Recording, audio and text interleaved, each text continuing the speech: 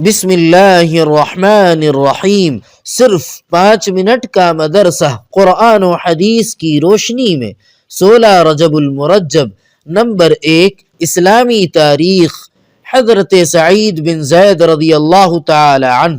حضرت سعید بن زید رضی اللہ تعالی عنہ بھی ان 10 مبارک لوگوں میں ہیں جنہیں رسول اللہ صلی اللہ علیہ وسلم نے دنیا ہی میں جنت کی بشارت سنا دی تھی۔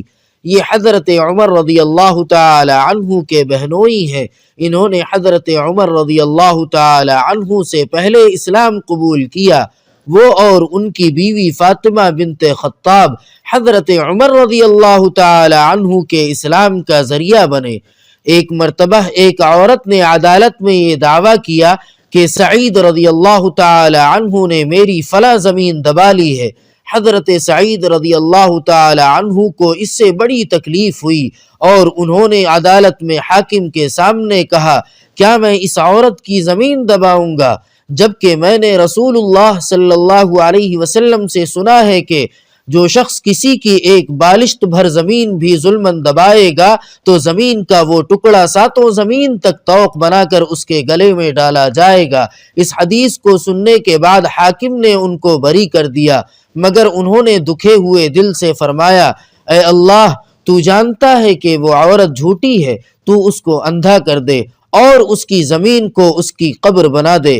اور ایسا ہی ہوا، وہ اندھی ہو گئی اور ایک دن وہ گڑھے میں گر پڑی اور وہ گڑھا اس کی قبر بن گیا۔ حضرت سعید بن زید کا انتقال سن 50 ہجری میں یا اس کے کچھ بعد ہوا۔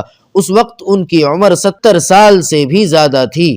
نمبر 2، حضور صلی اللہ علیہ وسلم کا معجزہ، ٹوٹے ہوئے پیر کا ٹھیک ہونا۔ حضرت عبداللہ بن عتیق رضی اللہ تعالی عنہ جب ابو رافع کو قتل کر کے واپس آنے لگے تو سیڑھی یعنی زینے سے اترتے ہوئے گر پڑے اور پیر ٹوٹ گیا۔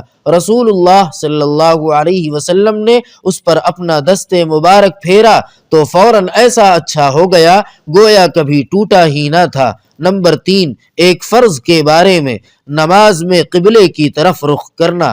قرآن پاک میں اللہ تعالی فرماتا ہے، تم نماز میں جہاں کہیں بھی ہو تو اپنے چہروں کو اسی بیت اللہ شریف کی طرف کیا کرو۔ فائدہ، قبلے کی طرف رخ کر کے نماز ادا کرنا فرض ہے۔ نمبر 4، ایک سنت کے بارے میں، کھانے کے بعد کی دعا۔ کھانا کھانے کے بعد یہ دعا پڑھے، الحمدللہ الذی اطعمنا وسقانا وجعلنا مسلمین۔ ترجمہ، تمام تعریفیں اس اللہ کے لیے ہیں جس نے ہمیں کھلایا، پلایا اور مسلمان بنایا۔ نمبر 5، ایک اہم عمل کی فضیلت، ہر نماز کے بعد تسبیح فاطمی پڑھنا۔ رسول اللہ صلی اللہ علیہ وسلم نے فرمایا، جو شخص ہر فرض نماز کے بعد 33 مرتبہ سبحان اللہ، 33 مرتبہ الحمدللہ اور 34 مرتبہ اللہ اکبر کہتا ہے وہ کبھی نقصان میں نہیں رہتا۔ نمبر 6، ایک گناہ کے بارے میں، کسی پر تہمت لگانا گناہ عظیم ہے۔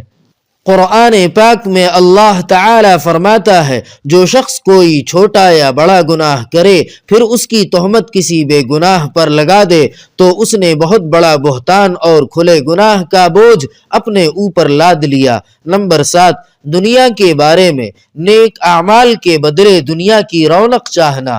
قرآن پاک میں اللہ تعالی فرماتا ہے، جو شخص اپنے نیک اعمال کے بدلے دنیاوی زندگی اور اس کی رونق چاہے گا تو ہم ان لوگوں کو ان کے اعمال کا بدلہ دنیا ہی میں دے دیں گے اور ان کے لیے دنیا میں کوئی کمی نہیں ہوگی۔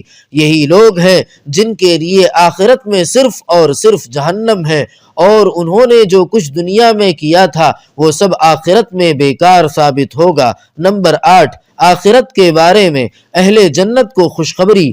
رسول اللہ صلی اللہ علیہ وسلم نے فرمایا، ایک پکارنے والا جنتیوں کو پکارے گا، تم ہمیشہ تندرست رہو گے، کبھی بیمار نہ ہوگے، تم ہمیشہ زندہ رہو گے، کبھی موت نہیں آئے گی، تم ہمیشہ جوان رہو گے، کبھی بوڑھے نہیں ہوگے، تم ہمیشہ خوشحال رہو گے، کبھی محتاج نہ ہوگے۔